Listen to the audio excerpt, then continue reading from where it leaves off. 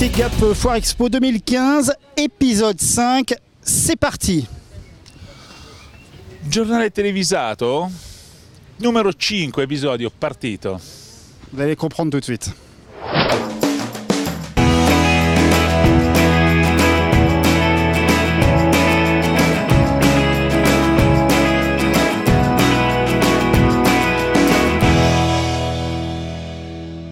Et oui, nous sommes toujours à la foire, certes. Aujourd'hui, on a décidé de parler un peu italien. Et pourquoi ? Tout simplement parce que la foire est aussi à l'heure italienne. Et pour m'accompagner durant toute cette émission, il y a Walter.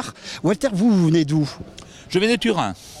Et de Turin, donc vous êtes venu aussi travailler à la foire et vous êtes venu vers nous en disant, regardez, il y a des commerçants, il y a des artistes italiens ici à la foire de Gap. Et ici, on est bien sûr en Italie. Regardez, derrière nous, c'est quoi exactement ? C'est Barge, c'est juste derrière la montagne, en fait. On est trop près pour être si loin que ça. Hein. Très bien, c'est parti pour une balade italienne, la foire à l'heure italienne. Mais pas que ça, vous allez voir, direction le sommaire. Ciao Nicoletta. Ciao. Ciao Nicoletta. Buongiorno Angelo. Buongiorno. Mauro, buongiorno. Buongiorno. Ciao. Antonio, buongiorno. Une 5e édition à l'heure italienne. S'il est vrai que Gap n'est pas loin de la frontière, il est donc normal que certains Italiens aient fait le déplacement. Nous sommes partis à la rencontre de certains d'entre eux, notamment Angelo, un artiste pas comme les autres, Antonio, le fabricant de pâtes d'amandes de Sicile, Mauro, qui vient à la foire depuis 15 ans, et enfin Nicoletta, qui nous parlera de charcuterie italienne. En ce jour de première démonstration culinaire par les maîtres hauts-alpins, nous sommes allés voir ce qui se passe dans la cuisine d'un chef de Gap. Et puis, nous continuerons notre voyage au cœur des vieux métiers. Aujourd'hui, ce sera le métier à tisser. Buongiorno Angelo. Buongiorno. Buongiorno. Voilà Angelo, c'est l'artiste dans lequel je vous parlais tout à l'heure. Donc lui, il fait les tables. Il vient de Sicile. Donc c'est pas de l'autre côté de la montagne. Qu'est-ce qu'on avait dit ? C'est très très très loin. Mais voilà, qu'est-ce qu'il fait ? Alors c'est quoi son type de travail, l'originalité de son travail ? L'originalità del tuo lavoro qual è, Angelo? Il fatto che principalmente siano fatti a mano, decorati totalmente a mano. Déjà ils sont faits à main, ils sont décorés à la main. Poi resistono, non si graffiano. Ils sont résistants. Ils ne craignent pratiquement rien. Et c'est quelque chose qu'il fait depuis très longtemps. Da tanto tempo che lo fai questo lavoro? Sì, da quasi 18 anni. 18 ans. Bah, il en a 19 ou 20 à le voir comme ça. Ha iniziato mio padre ovviamente. C'est son père qui a commencé ce travail. Voilà, ça c'est un catalogue où vous allez voir, il y a plein de dessins possibles sur le rond, sur le carré, sur Toute dernière question, je veux passer commande, j'ai un dessin, il faut combien de temps pour être livré ou avoir cette table ? Quanto tempo ci vuole per produrre un Generalmente noi chiediamo 30 giorni lavorativi 30 per giorni. essere puntuali e precisi per la consegna. Voilà, précisi, attention, parce qu'en Italie la précision... Oui, ma noi siamo c'est molto important. precisi, ci teniamo alla precisione. Voilà, 30 jours de travail. Et voilà. C'est assez étonnant ce qu'on vient de voir comme technique, Walter. Il y a beaucoup d'artistes en Italie, peut-être dans ce type-là, ou d'autres disciplines ? Sincèrement, je l'ignore. C'est la première fois que je vois... je viens à Gap pour découvrir qu'un Sicilien fait ce genre de travail. J'avais jamais vu, sincèrement. Alors là, on va changer un peu de thématique, un peu de gastronomie. Qu'est-ce qu'on va découvrir là ? Écoute, là, on va découvrir quelque chose qui vaut la peine de découvrir. C'est la pâte d'amande et c'est pas un hasard, elle aussi, elle vient de Sicile. Alors, avant d'aller goûter, sûrement on va la goûter bien sûr, la pâte d'amande italienne, nous on va prendre la direction, petit voyage dans le temps, on va redécouvrir de vieux métiers. Et là aujourd'hui, c'est Martine Gillon, 69 ans, qui nous fait découvrir le filage avec le rouet. Regardez.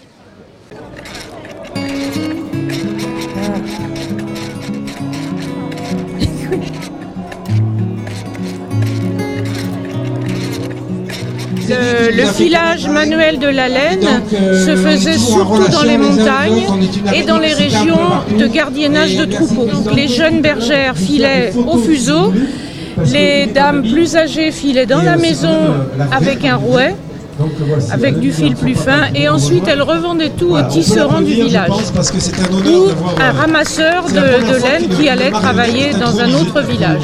Et c'était une source de revenus, surtout dans les montagnes. On faisait ça l'hiver alors qu'il n'y avait plus rien à faire ailleurs.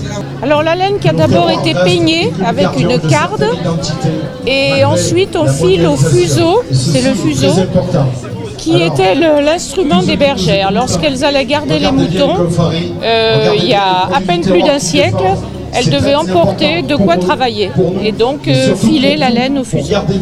Alors que dans la maison, on filait au rouet, mais qui n'est pas portatif. Voilà. Donc un métier tout simple, le métier manuel. Donc on fait passer le fil, on tasse, on remet le cadre à une autre position, les fils vont se croiser et on continue le tissage. Et on peut changer les couleurs au gré de l'inspiration.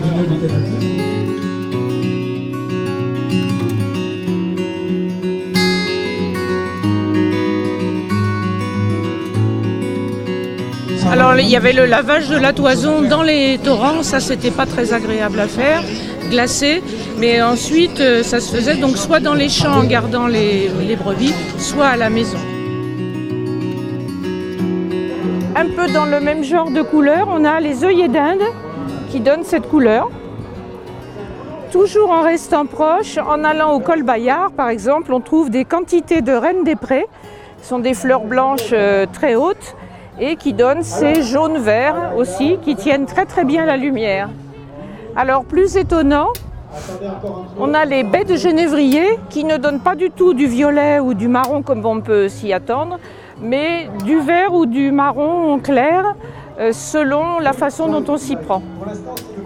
D'autres choses de la région, les baies de sureau qui sont proches un peu de toutes les régions agricoles. Et suivant la saison où on les cueille, si elles sont très mûres, pas très mûres, on obtient ces couleurs différentes et toujours qui s'harmonisent très bien ensemble.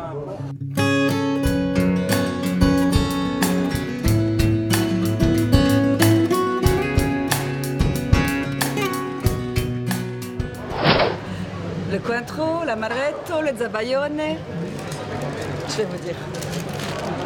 Merci. Antonio, buongiorno. Buongiorno. Quindi Antonio, qual è la tua eccellenza, credo? La pasta di mandorla, specialità siciliana, speciale perché senza farina, senza uovo, è solo pasta di mandorla, zucchero e miele.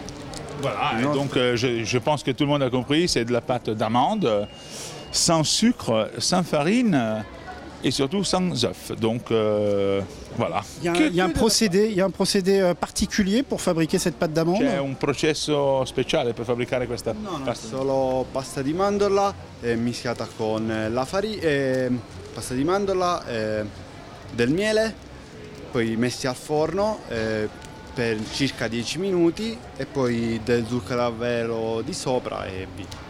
Voilà, donc il n'y a rien de spécial. Hein.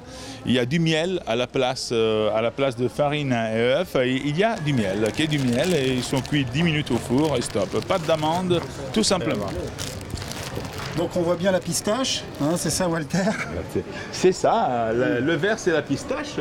Donc là aussi, la Sicile, c'est la pistache. C'est très léger. Hein. C'est très léger, et puis c'est bon en fait. Ça pourrait être même lourd, mais moi je le mange quand même. À Turin, on en mange pas mal. Hein. À Turin, on en mange, mais ça vient de Sicile. La vraie pâte d'amande est faite en Sicile, il n'y a pas de discussion.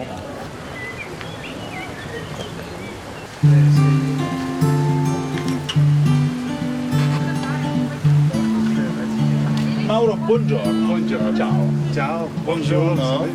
On va commencer par ça. Oui. Les petits biscuits de maïs.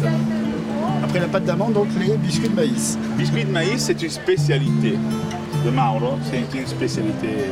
Attends, alors, on va goûter ça. Hein.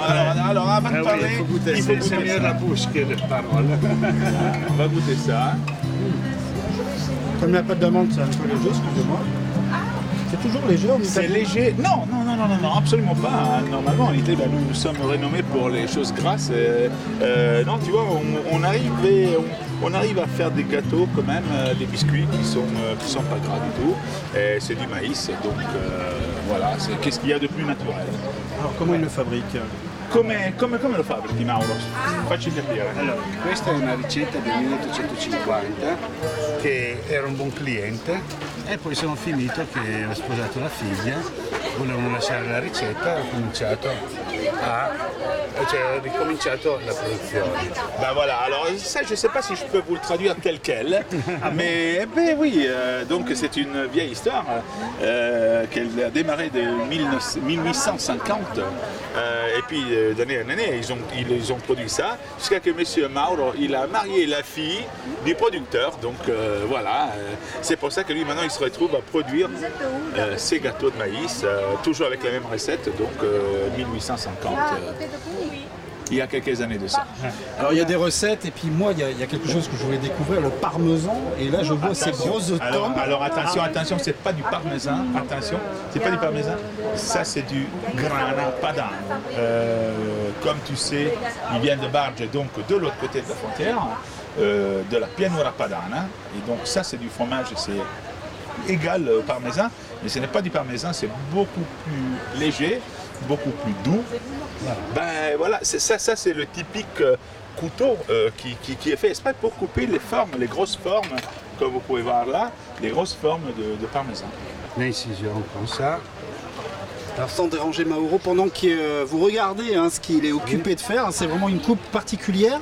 On va continuer bien sûr notre visite avec Walter, mais ce qu'on vous propose, une petite accroche quand même de la cuisine française, bien française celle-ci aussi, c'est la découverte du poulet maringot. On a pu rentrer à l'intérieur des cuisines de Cédric Manzoni, des Olivades, que vous connaissez sur la place Gapençaise. On a eu vraiment cette chance de rentrer dans la cuisine et découvrir quelques détails des recettes, et on se retrouve tout de suite.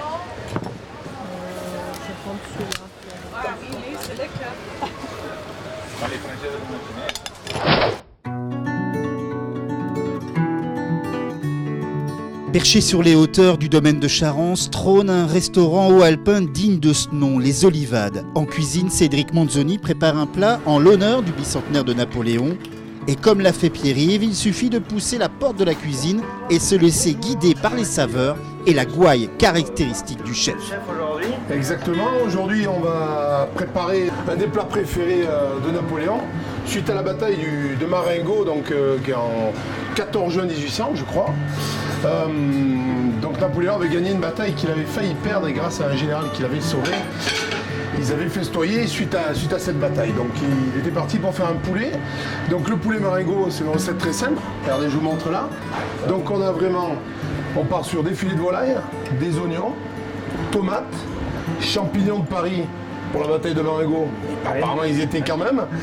Nous on a, pour un petit peu enjoliver la chose, on a rajouté donc une purée à base de topinambour et de vieux légumes. Donc on a des carottes jaunes, blanches et rouges, un petit peu de romarin.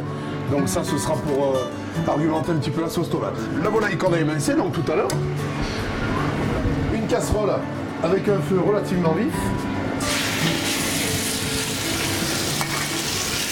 On va faire dans cette petite marmite revenir gentiment pour faire un petit peu colorer donc la volaille. Pendant que ça réduit, donc on a émincé nos champignons, les tomates qui serviront à faire la sauce tout à l'heure. La volaille c'est juste blanche. La volaille voilà, c'est juste, on va dire, un petit peu doré pour faire ce qu'on appelle dans notre jargon, faire un petit peu pincer les sucres. On va au fond de la casserole qui a des petits morceaux de viande qui commencent un petit peu à rester accrochés. En fait, c'est ce qui va donner le goût au jus qu'on va composer tout à l'heure, à ce petit jus de tomate. Dans notre métier, le visuel est autant important que le goût. Les couleurs qu'on peut voir dans la casserole, dans la marmite, en train de rôtir. Voilà. D'ailleurs, en fait, qu'on va fondre au fond, qui va harmoniser un petit peu, qui va vraiment donner quelque chose de sympa à ce plat.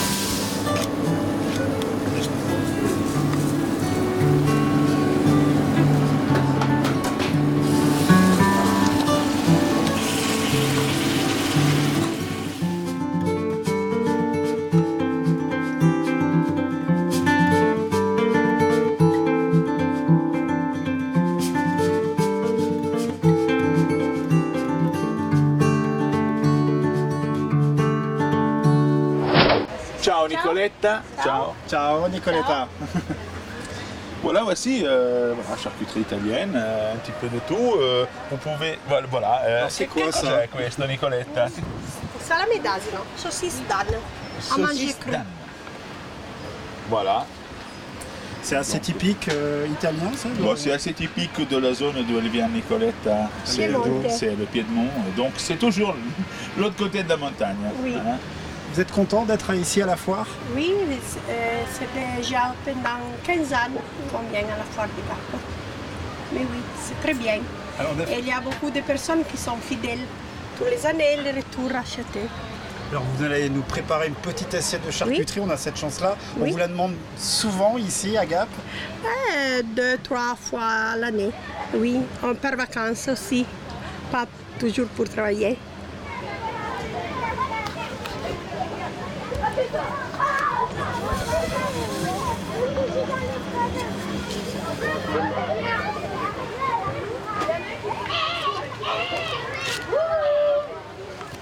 Ah là là, Nicoletta, magnifique. Bah non, c'est déjà dit bonjour. Oui, merci. Buongiorno, Nicoletta. Alors, on termine notre émission là où on l'avait commencé. On avait commencé avec du café, on se retrouve avec une magnifique assiette de charcuterie italienne.